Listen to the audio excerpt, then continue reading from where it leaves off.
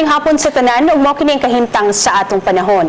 Hingpit nang nakagawas sa Philippine Area of Responsibility ang low pressure nga atong gimonitor kagahapon ug nahimo na kining usa ka bagyo pero wala na kini direktang epekto sa bisan asang bahin sa atong nasod. Sa laing bahin aduna kita gimonitor na usa ka shallow low pressure area ug ganihang buntag gi-estimate kini nga nahimutang sa 800 kilometers sa silangang bahin sa Mindanao.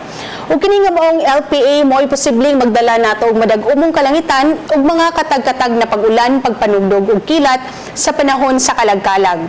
Pero ubos lang gihapon ang tsansa niini na mahimong usa ka bagyo.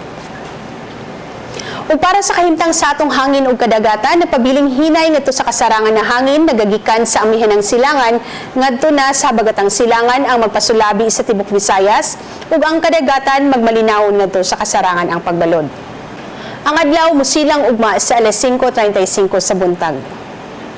Ug alang sa dugang na detalye, bisita ang atong website sa bagong.pagasa.dost.gov.ph ug bisita sa mga atong social media accounts sa Facebook, YouTube ug Twitter. Dinhi na lang kutob, gikan diri sa Pag-asa Visayas, DOST sa Mactan ug alang sa Balitang Bisdak, kini si Netherlands sa Letrero. Daghang salamat.